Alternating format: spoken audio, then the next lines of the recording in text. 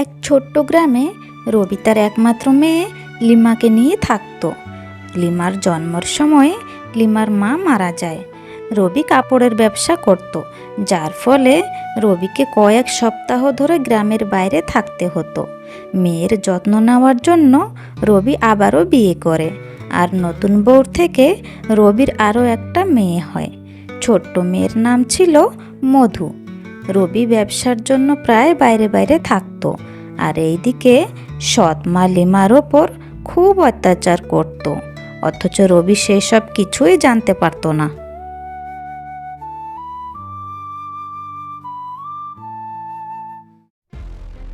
কি গো মহারানী, এখনো তোমার রান্না সরেনি? ঘরের বাকি কাজগুলো কখন করবে শুনি? মা, রান্নাটা তো প্রায় হয়ে এসেছে, আর একটু সময় পর আমি বাকি সব কাজগুলো সেরে ফেলবো। ইস, বেলা মাথায় উঠলে তারপর বুঝি সকল কাজ করবে? যত সব জ্বালা হলো গিয়ে আমার। কেন যে এই বোঝখানা আমার মাথায় এসে পড়লো? তোর মা মরার সময় তুইও কেন মরলি না রে হতচ্ছাড়ি? তাড়াতাড়ি রান্না সেরে পুকুরে যা, আমার কাপড় চাপড়গুলো ধুয়ে দিবি। ঠিক আছে মা, বোনের তো ঘুম থেকে ওঠার সময় হয়ে গিয়েছে।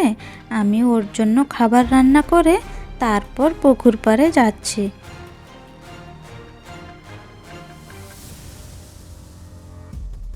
লিমার মন ছিল খুবই সরল। সে এক নম্র, ভদ্র, পরোপকারী মেয়ে ছিল। অন্যদিকে মধু ছিল খুবই হিংসুটে, অলস প্রকৃতির এক মেয়ে।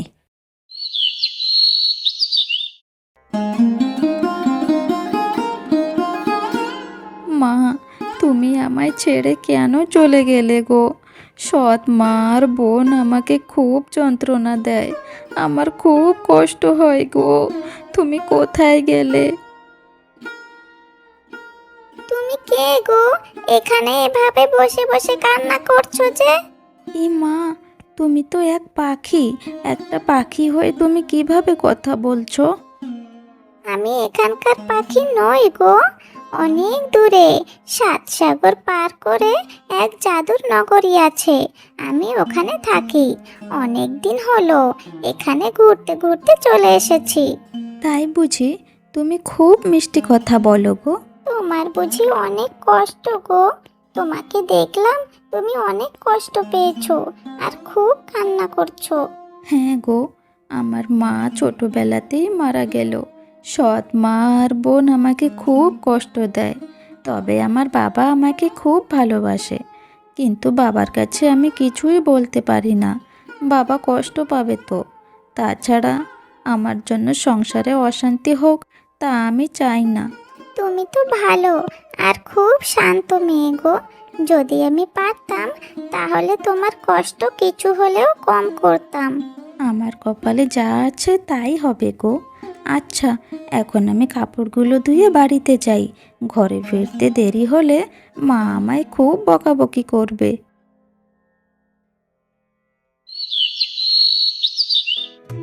লিমা, লিমা, কোথায় গেলি মা? দেখ তোর বাবা বাড়িতে ফিরেছে।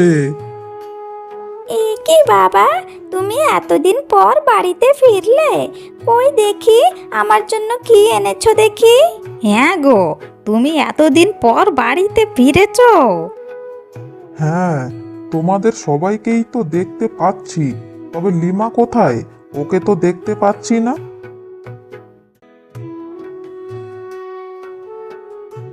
বাবা, তুমি বাড়িতে ফিরেছো বাবা?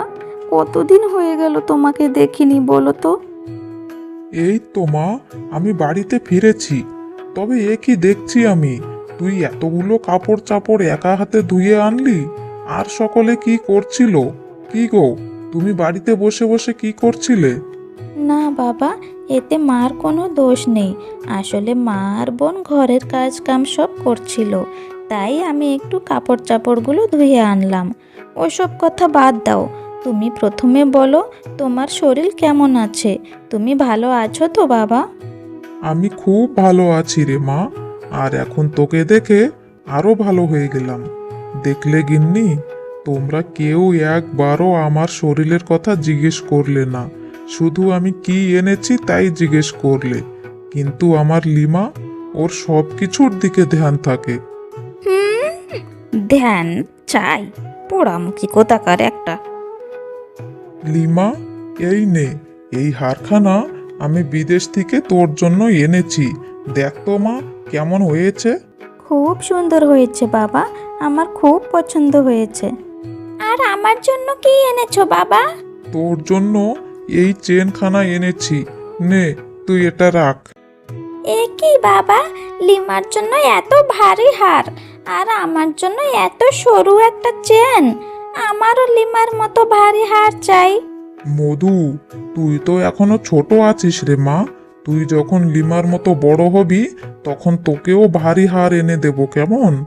ওই মুখপুরির জন্য ভারী হার আর আমার মেয়ের জন্য সরু চেন?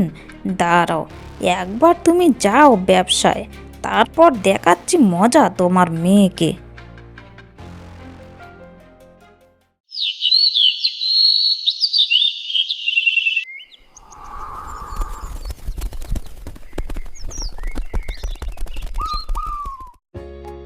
বাবা, এত তাড়াতাড়ি তুমি আবারও ব্যবসা করতে চলে যাবে?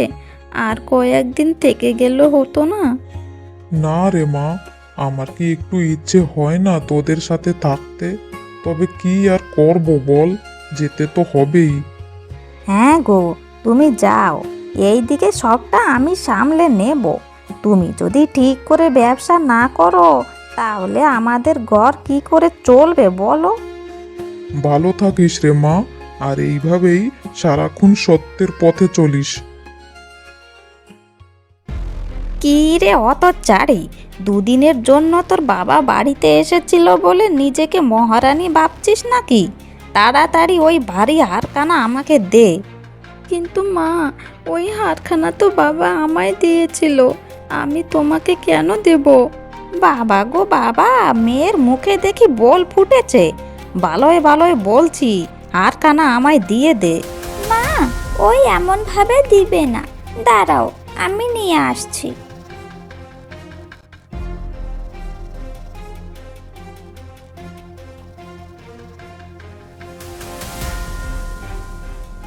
বোন, দয়া কর বোন, ওই হারখানা তুই নিস না। বাবা তো তোকেও উপহার দিয়েছেন, তুই আমারটা নিস না বোন। ইস, তোর মতো হতচ্ছাড়ির গলাতে এমন সুন্দর হার মানাবে না রে। এই হারটা আমার গলাতেই মানাবে। চলো মা, এখন আমরা এখান থেকে যাই।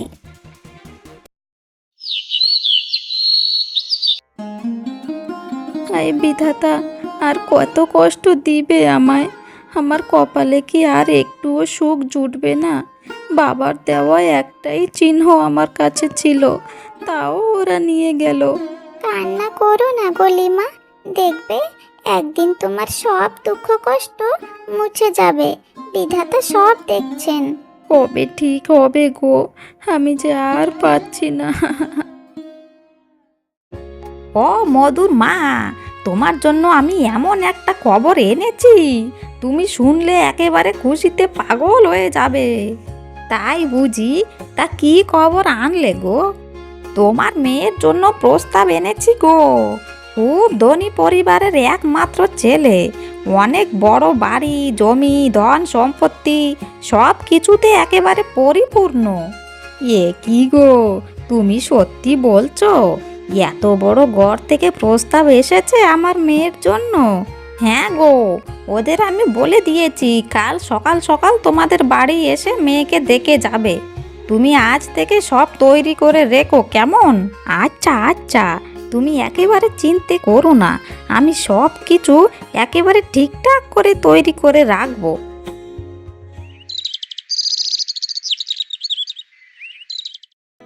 তোমার মেয়েদের কথা খুব শুনেছি। তোমার নাকি 2 মেয়ে আছে, খুব সুন্দর সুন্দর। দেখুন দিদি, আমাদের শুধু ঘরে এক লক্ষ্মীমন্ত বউ দরকার, আমরা আর অন্য কিছুই চাই না। হ্যাঁ গো দিদি, আমার মেয়ে একেবারে লক্ষ্মী প্রতিমা। ওকে দেখতে যেমন সুন্দর, ওর কাজকামও তেমনই পরিষ্কার এবং নিখুঁত। তবে এই মেয়েটাকে যে চুপচাপ সকল কাজ করে যাচ্ছে?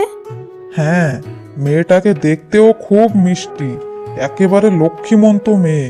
ও কি তোমার আর এক মেয়ে? না না, ও ও আসলে আমাদের বাড়ির কাজের মেয়ে। আমাদের ঘরে সকল কাজ কাম করে আর কি। তবে আমি যেইটুকু জানি, তোমার তো দুই মেয়ে, এক সৎ মেয়ে আর এক নিজের মেয়ে। সত্যি করে বলো দেখি, এই সেই সৎ মেয়ে নয় তো? কি বলছেন দাদা? না না, ওই সৎ মেয়েকে তো দেখতে একেবারে কুৎসিত, তাই ওর আগে আগে বিয়ে দিয়ে দিয়েছে আর কি। মা, আমার কিন্তু ওই মেয়েটাকেই পছন্দ হয়েছে। ও কত সরল, চুপচাপ সকল কাজ করে যাচ্ছে। তুমি কি বলছো?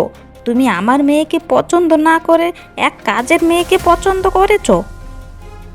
না, আমরা এমন বাড়ি থেকে মেয়ে নেব না যেখানে বড় মেয়েকে কাজের মেয়ে বলা হয়। আমরা চলে যাচ্ছি, চলো সবাই এখান থেকে। অত চারি, তোকে কে বলেছিল এখানে আসতে? পোড়ামুখী কোথাকার! দিলি তো আমার মেয়েটার সম্বন্ধে ওটা ভেঙ্গে। কিন্তু মা, এতে আমার কী দোষ? আমি কি করেছি? ওরা যদি আমায় পছন্দ করে তাতে আমি কি করতে পারি? অত চারি কোথাকার! আবার মুখে মুখে তর্ক করছিস?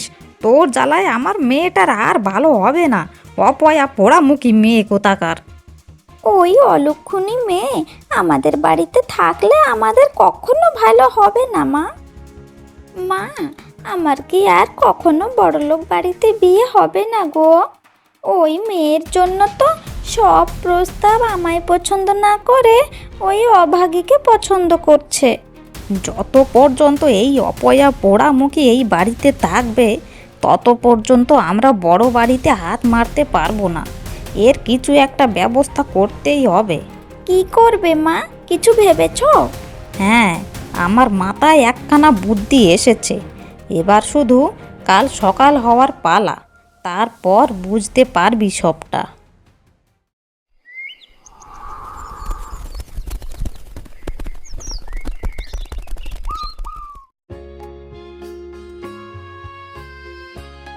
এটা কে মা, এমন ময়লা কাপড় চাপড় পরে আছে? আরে, এটা একটা গরিব অনাথ ছেলে, পাশের গায়ে থাকে। ওর কাছে কিচ্ছুটি নেই। এই ছেলের সাথে আমি লিমার বিয়ে দেব। কি বলছো মা? এই কথা যদি বাবা জানতে পারে তাহলে কি জবাব দিবে তুমি বাবাকে? আরে, তোর বাবা যাতে জানতে না পারে তাই তো একে নিয়ে এসেছি। আজই বিয়েটা সেরে ফেলবো। তোর বাবা এসে জিজ্ঞেস করলেই বলে দেব যে ও নিজেই ভালোবেসে বিয়ে করেছে। মা, ইনি কে?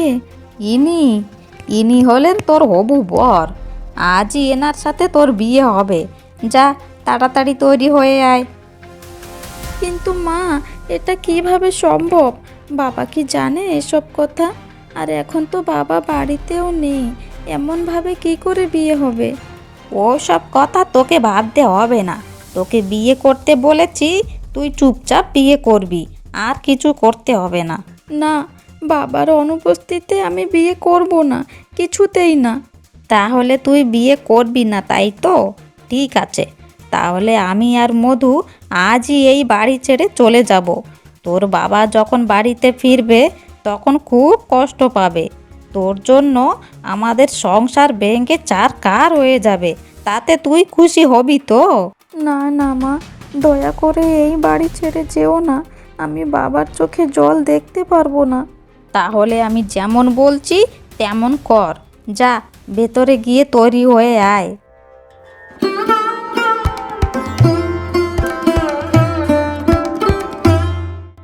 মা, তোমার বুদ্ধির কোনো জবাব নেই সত্যি। অবশেষে ওই অপয়া মেয়েটাকে বিদেয় করতে পেরেছো তাহলে। হ্যাঁ রে, এবার একটা ভালো বড়লোক পাত্র দেখে তোরও বিয়ে দিয়ে দেব, যেখানে তুই রানী হয়ে থাকবি। লিমা, তোমায় বিয়ে করে এই ভাঙ্গা ঘরে নিয়ে আসলাম। জানি এখানে থাকতে তোমার খুব কষ্ট হবে, তবে তোমায় সুখে রাখার জন্য আমি যথাসম্ভব চেষ্টা করব। বড় ঘর দরকারি নয়, দরকারি হলো ভালোবাসা আর সম্মান। আমরা দুজন মিশেই সব দুঃখ দূর করে দেব।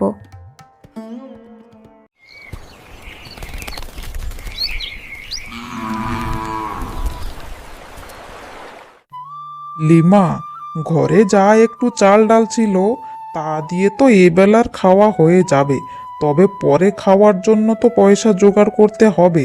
তুমি বাড়িতে থাকো, আমি কাজের খোঁজে যাই। বলছি যে তুমি তো কাজ খুঁজতে যাবে, তবে আমি বাড়িতে একলা থেকে কি করব? আমিও যাই, কোনো বড় লোকের ঘরে কাজ করে দিব, তাহলেও ঘরে দুটো পয়সা আসবে। না লিমা, আমি থাকতে তুমি কখনো লোকের ঘরে কাজ করবে না। দেখবে আমি যেভাবে হোক কাজ খুঁজে পয়সা জোগাড় করেই আনবো।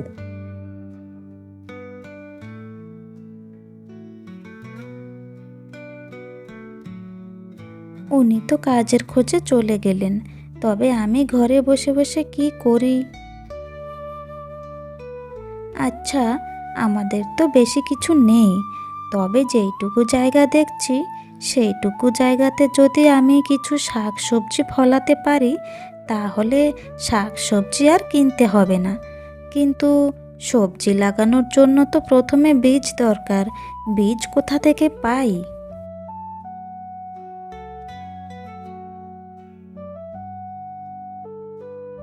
আমার কাছ থেকে। এ কি মিষ্টি পাখি, তুমি এখানে যে? হ্যাঁ গো, সেদিন তুমি বাড়ি গিয়েছিলে, তখন আমি তোমার পিছু পিছু গিয়ে দেখেছিলাম তোমার সৎ মা আর বোন তোমার সাথে কত অন্যায় করেছে। তাই তোমার সাহায্য করার জন্য আমি এখানে এসেছি। এই নাও, এগুলো হলো আমার জাদুনগরীর বীজ, খাস তোমার জন্য এনেছি। এগুলো লাগিয়ে দেখো, তোমার সব অভাব দূর হয়ে যাবে। তাই বুঝি? তোমার অনেক ধন্যবাদ গো।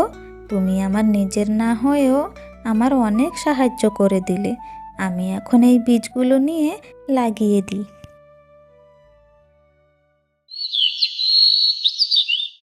মধু, মা মধু, কোথায় গেলি? তাড়াতাড়ি আয়, তোর জন্য একটা সুখবর আছে।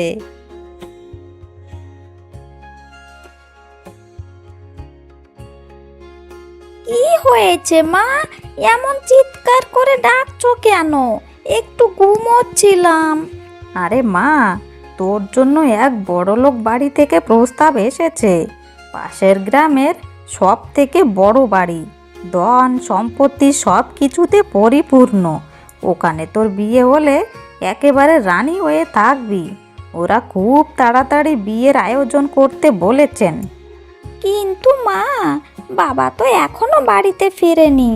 বাবা তো ফিরতে আরো কয়েক সপ্তাহ দেরি হবে। ছাড় তো তোর বাবার কথা। তোর বাবা কি কখনো তোর ভালো কথা ভেবেছে? আমি তোর বিয়ের বন্দোবস্ত সব করব। তোর বাবার ব্যবসার টাকা তো সব আমার কাছেই আছে। তুই এবার শুধু বড়লোক বাড়িতে গিয়ে আরাম করবি, বুঝেছিস?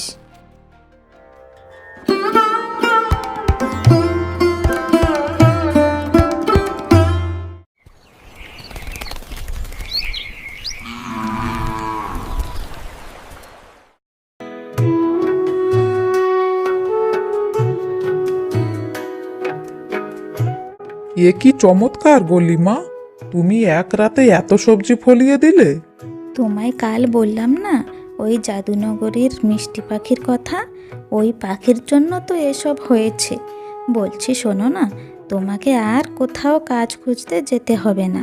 তুমি বরঞ্চ এই সবজিগুলো নিয়ে হাটে বিক্রি করে আসো। দেখবে এতেই আমাদের ভাগ্য খুলবে। হ্যাঁ গো, তুমি একেবারে ঠিক কথা বলেছ। আমি আজই যাব হাটে সবজি বিক্রি করতে।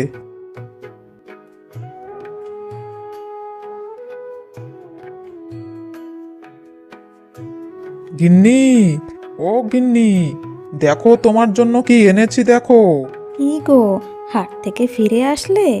আর এসব তুমি কি এনেছো? তুমি আমার ঘরে নতুন এসেছো, অথচ আমি তোমায় কিছুই দিতে পারিনি। তাই আজ সবজি বিক্রি করে যা লাভ হয়েছে তাই দিয়ে ঘরের চাল ডাল এনেছি। আর তোমার জন্য একটা শাড়ি এনেছি। শাড়ি আবারও কেন আনতে গেলে তুমি? এখন আমাদের ঘরের অবস্থা ঠিক নেই। এখন অযথা খরচ না করে পয়সা জমা করে রাখো। যখন বেশ টাকা হয়ে যাবে তখন আমাদের এই ঘরটাকে ঠিক করে একটা ভালো ঘর বানাবো, কেমন? সত্যি গিন্নি, আমি আগের জন্মে কোনো পুণ্য কাম করেছি, যার জন্য তোমার মতো একটা বউ পেয়েছি।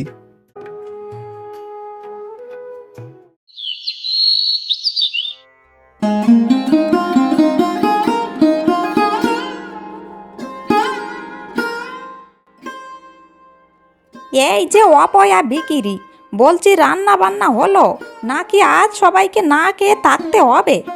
মা, আমি তো রান্না করছি। বিয়ের আগে এত কাজ আমি কখনো করিনি, আর এখানে এসে জি চাকরের মতো কাজ করতে হচ্ছে। কেন? তোমার মা তো আমাদেরকে কত কথা বললো আমার মেয়ে সব কিছু করতে পারে, একেবারে লক্ষ্মী প্রতিমা। তাই এখন এমন কান্না কেন করছো?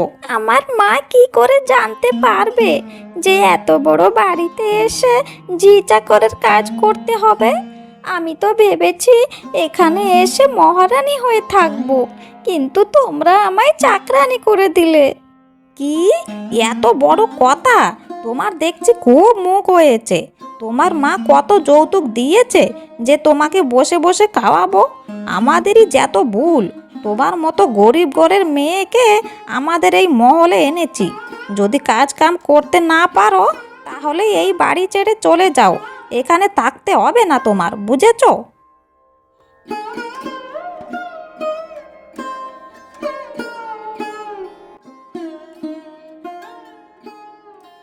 মা, ও মা, তুমি আমায় কেমন নরকে বিয়ে দিয়ে দিলে গো?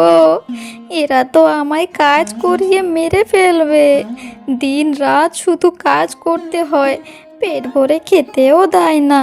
এই সব হচ্ছে আমার পাপের শাস্তি গো। আমি যেমন লিমার সাথে অন্যায় করেছি, বিধাতা আমায় ঠিক তেমনই শাস্তি দিচ্ছেন।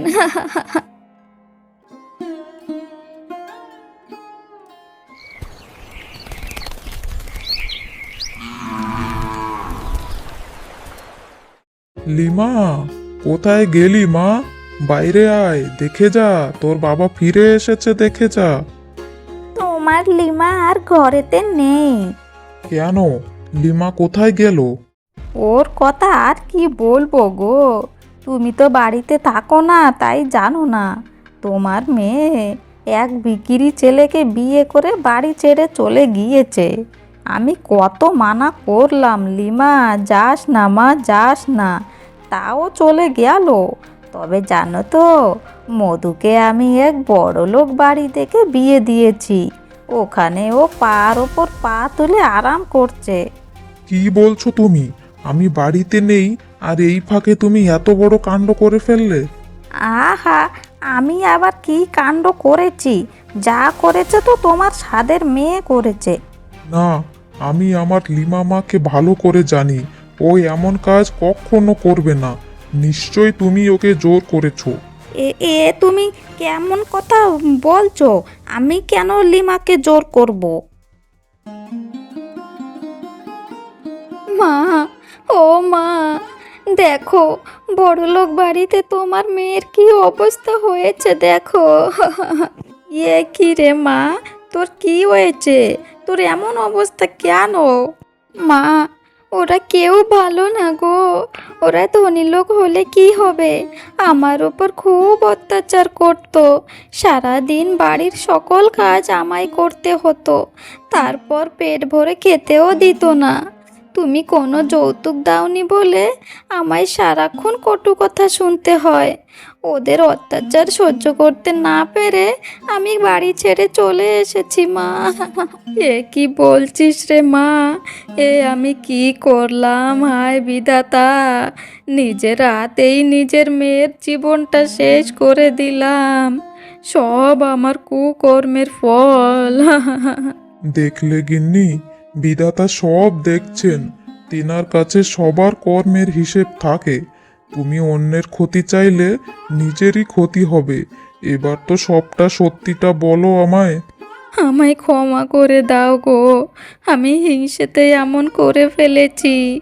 লিমাকে আমি জোর করে পাশের গ্রামের এক গরিব ছেলের সাথে বিয়ে দিয়ে দিয়েছি। ক্ষমা যদি চাইতেই হয় তবে আমার কাছে নয়, লিমার কাছে চাও। আমি যাচ্ছি আমার মেয়ের কাছে। তুমি যদি যেতে চাও তাহলে আমার সাথে আসতে পারো। অবশ্যই যাব, আমি আমার ভুলের শাস্তি চাইতে নিশ্চয়ই যাব।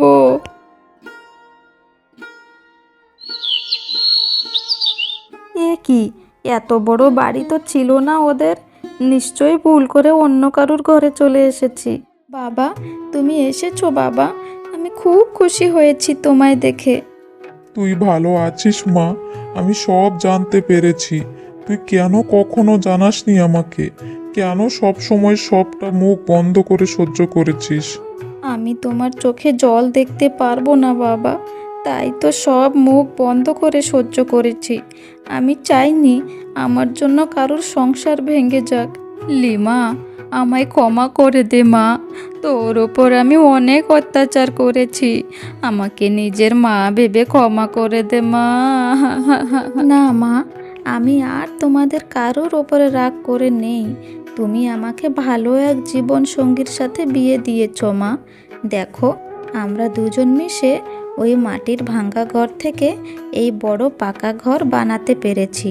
তাছাড়া ও আমায় খুব ভালোবাসে, আমার খুব যত্ন করে। তোকে ভালো দেখে এবার আমার মনটা একটু ভালো লাগছে রে মা। তোরা এমনই ভালো থাকিস।